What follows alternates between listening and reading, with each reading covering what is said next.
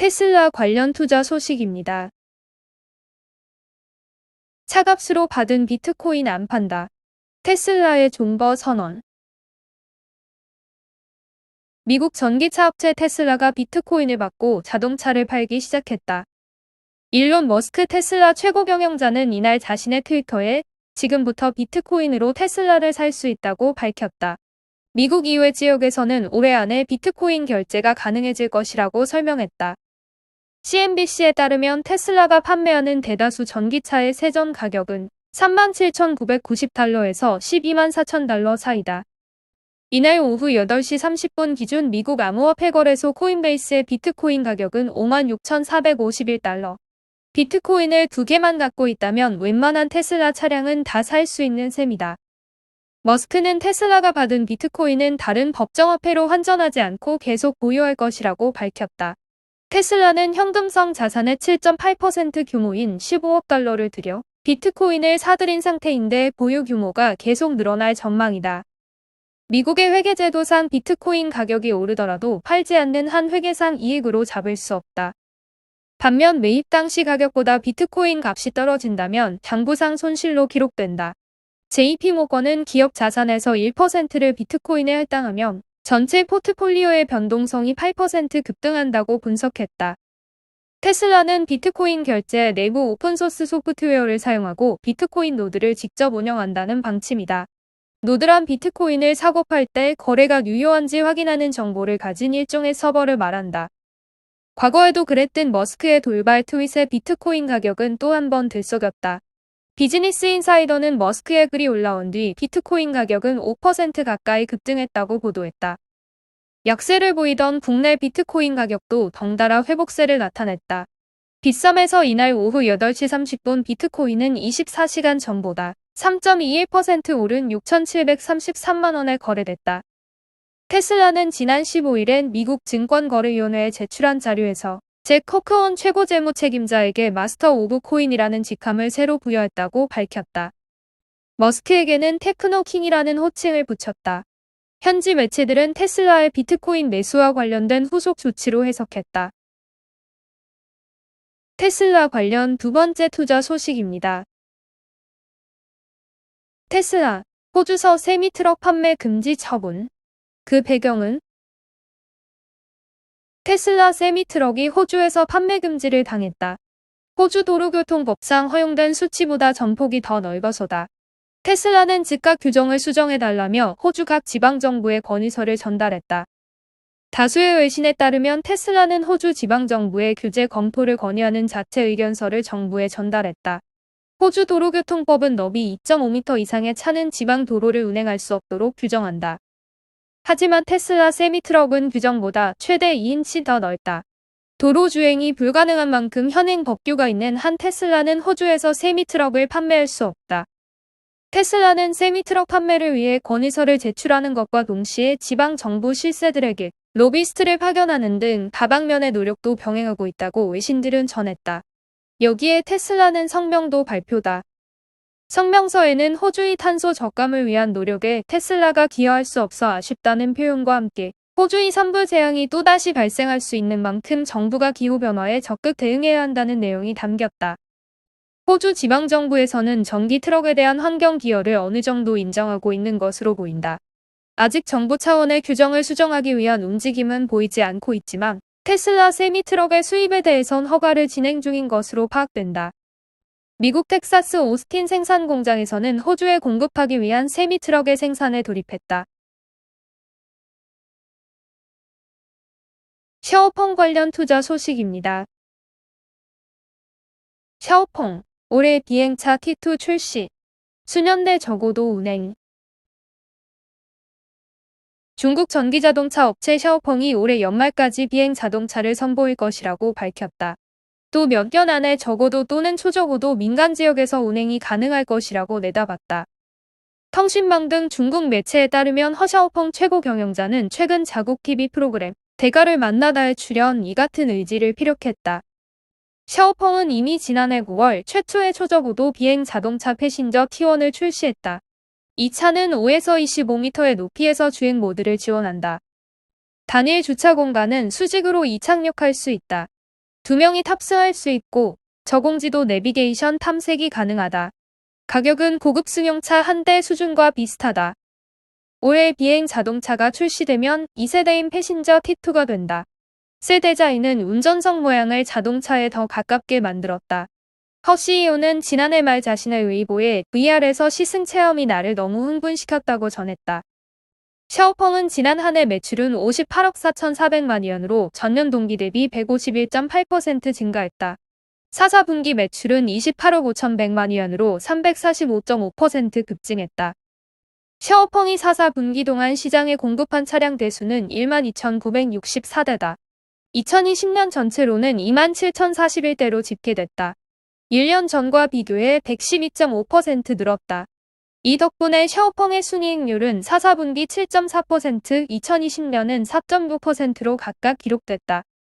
비행 자동차를 시험하는 기업은 샤오펑이 처음은 아니다. 중국 완성차 업체 지리차는 2017년 11월 미국 비행 자동차 회사인 테라퓨지아를 인수했다.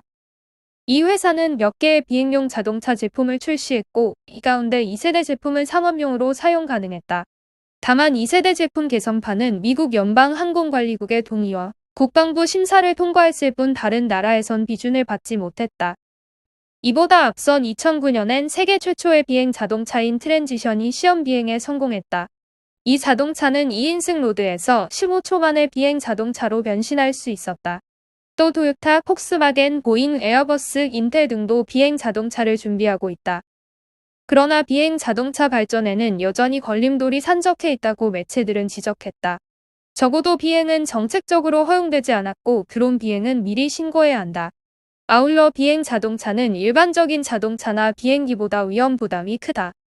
중국의 한 자동차 전문 블로거는 실용적인 관점에서 볼 때 비행 자동차는 교통체증을 근본적으로 해결할 수 있다면서 현재 일부 도시는 적어도 지역 사용 권리를 개방하기도 했다고 전했다. 바이두 관련 투자 소식입니다.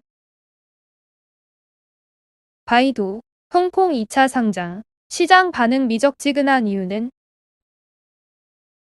홍콩 주식시장에 2차 상장한 중국 인터넷 기술 기업 바이두가 다른 중국 기술 기업들에 비해 평평한 주가 움직임을 보이면서 최고 1.2% 오른 또 상승폭을 줄여 결국 252.2 홍콩달러로 장을 마감했다. 첫 거래에서 0.08% 오르는 데 그친 것이다. 야후 파이낸스에 따르면 바이두는 이번 홍콩 기업 공개에서 공모가 252홍콩달러에 9,500만 주를 발행해 239억 4천만 홍콩달러를 조달했다. 브록 실버스카이의 캐피털 최고 투자 책임자는 바이두의 IPO는 회사의 전망에 대한 시장의 미온한 시각을 반영한다면서 바이두는 거대한 기술 혁신 기업으로 간주되지 않는다고 지적했다. 홍콩 사우스차이나 모닝포스트는 바이두의 홍콩 증시 대비는 중국 기술 기업의 가치가 과대평가됐다는 분위기 속에 이뤄졌다고 했다. 전날까지 홍콩 항생기술지수는 지난달 17일 고점 대비 22% 하락했다. 중국 3대 인터넷 대기업인 BAT 중 하나인 바이두는 알리바바, 텐센트에 비해 모바일 인터넷 시대에 잘 적응하지 못했다는 평가를 받았다. 이후 바이두는 AI 기술 개발에 사활을 걸었다. 바이두는 현재 AI 자율주행차와 전기차 개발, AI 클라우드 서비스에 집중하고 있다. 미국에 상장한 중국 기업들은 최근 1에서 2년간 잇따라 홍콩 시장에도 상장했다. 2019년 11월 중국 전자상거래 기업 알리바바의 홍콩 상장이 기폭제가 됐다. 바이두는 알리바바 이후 미국에 상장된 중국 기업 중 홍콩에 추가 상장하는 15번째 회사다. 중국 영상 스트리밍 회사 빌리빌리도 나스닥 상장에 이어 홍콩 2차 상장 절차를 진행 중이다. 바이두는 지난 2019년부터 홍콩 주식시장 2차 상장을 추진했지만 지난해 코로나19 사태 여파로 상장 추진을 중단한 바 있다. 뉴욕증권거래소가 중국 기업에 대한 제재를 강화하면서 홍콩행에 박차를 가했다. 외투 중국 바이두, 알리바바, 텐센트, 즉 BAT에서 마지막으로 홍콩 주식시장에 상장하는 기업인 만큼 상장 전까지만 해도 바이두 기업 공개 열기는 나름 뜨거운 편이었다. 지난주 한 신주 공모에서는 112대 1의 청약 경쟁률을 기록했다. 최근 홍콩 주식시장의 IPO 공물이 터지면서 수급 부담 우려가 커지며 이 같은 지지부진한 모습을 보였다. 특히 이날 중국 동영상 플랫폼 비리비리의 주식 공모가도 예상치를 밑돌면서 암울한 분위기는 더욱 커졌다. IPO 기업들이 많아지면 자금이 신규 상장 종목의 공모에 몰리면서 유동성이 제한되는 현상이 나타날 수 있다. 공모주들 간 치열한 수요 예측 경쟁도 불가피하다. 또 중국 기술주에 대한 투자자들의 관심이 시들해지는 때에 상장하면서 타이밍을 잘못 잡았다는 지적도 나온다. 커엔 싱가포르 디제트티 리서치 총괄 책임자는 미국 국채 금리 인상에 대한 경계심과 본토 주식 매도세 때문에 홍콩으로 들어가는 투자금 유입이 간접으로 줄고 있다면서 이에 기술주에 대한 시장의 분위기가 약화되고 있다고 지적했다. 설상가상 시장에서는 바이두의 전기차, 반도체 등 사업을 둘러싼 불확실성이 크다면서 사업 성장성에 대한 의문도 높아진 것으로 전해졌다. 루밍 에키타스 리서치 애널리스트는 바이두의 새로운 사업의 시장은 많은 것을 걸고 있다면서 투자자들은 올해 2분기 실적에서 자동차 관련 매출을 보고 싶어 한다고 지적했다. 중국 당국의 플랫폼 기업 감독이 대폭 강화하고 있는 가운데 바이두를 포함한 12개 중국 대표 IT 기업들은 최근 규제 당국으로부터 반독점법 위반으로 각각 50만 위안의 벌금을 부과받았다.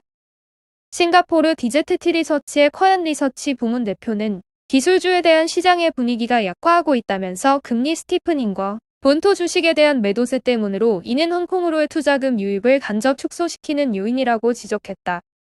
시장 조사업체 딜로직에 따르면 지난 2월 1일 이후 홍콩 주식시장에 상장해 1억 달러 이상을 조달한 7개 기업 가운데 상장 첫날 하락한 종목이 2개였고 하나는 봉합 2개 종목은 소폭 오르는 것에 그쳤다. 지난해 비슷한 규모의 기업이 상장했을 때 첫날 상승률 평균은 19%였고 2019년에는 48%였던 것과는 대조된다. 이날 미국 주식시장에서 바이두 주가는 동부 시간 오후 1시 40분 8.55% 하락한 239.19달러를 기록하고 있다. 로블록스 관련 투자 소식입니다. 메타버스 올라타자. 로블록스, 서학개미 픽. 현실과 비현실을 아우르는 메타버스가 새로운 투자 테마로 떠오르고 있다. 메타버스 플랫폼 로블록스는 지난 10일 뉴욕 증시에 상장한 이후 국내 투자자들의 순매수 종목 5위권에 진입했다.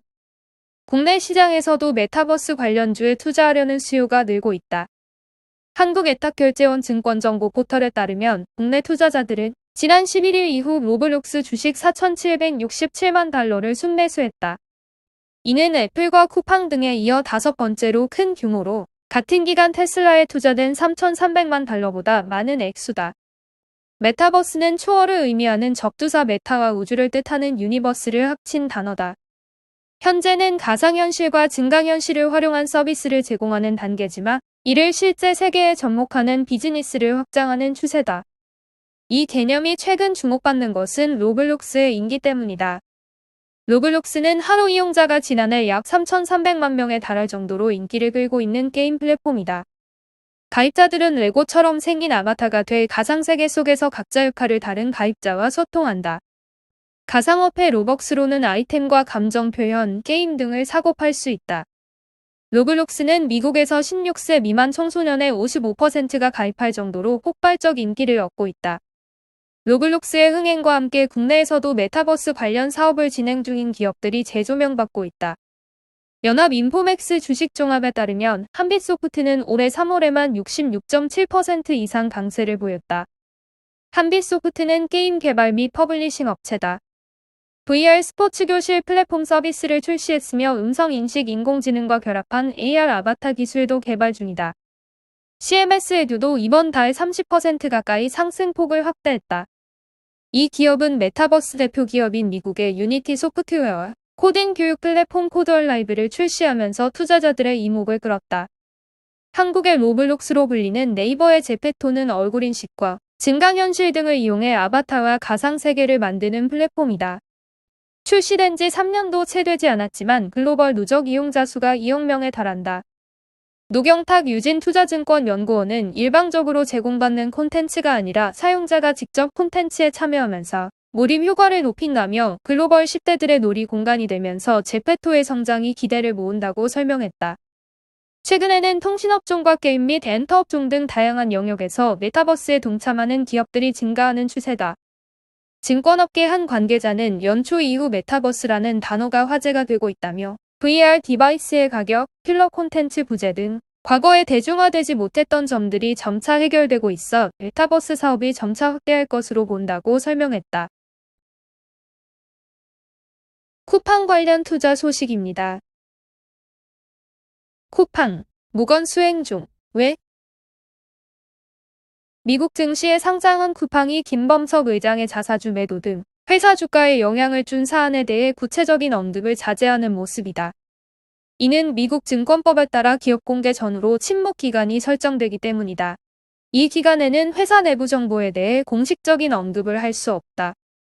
관련 업계에 따르면 쿠팡은 내달 20일까지 침묵 기간이 적용될 예정이다. 앞서 지난 11일 미국 뉴욕 증시에 상장했고 침묵 기간은 거래 개시 후 40일로 설정됐다. 침묵 기간은 IPO 전후 일정 기간 동안 기업이 자기 주식을 과장해 선전하는 것을 막는 규정이다. 상장 초기 특정 소수가 회사 내부 정보를 활용해 이익을 챙기는 것을 막아 일반 투자자를 보호하기 위한 것이다. 이에 따라 회사 측이 언론이나 투자기관, 애널리스트 등에 공개할 수 있는 정보는 제한적이다. 쿠팡은 이 규정에 따라 지난달 미국 뉴욕 증시 상장을 공식화한 이후 주요 이슈에 대해 침묵을 유지해왔다. 실제로 한국 대신 미국 증시를 선택한 이유나 최근 김범석 쿠팡 이사회 의장의 자사주 매도 등과 관련해 배경이나 이유 등에 대해 구체적인 설명을 내놓지 않았다. 이와 관련 증권업계 관계자는 침묵 기간으로 인해 쿠팡 회사 차원에서 주요 이슈에 적극적으로 대응하지 않고 있다며 주가의 부정적인 요소에 대해서도 입을 닫은 상태다고 설명했다.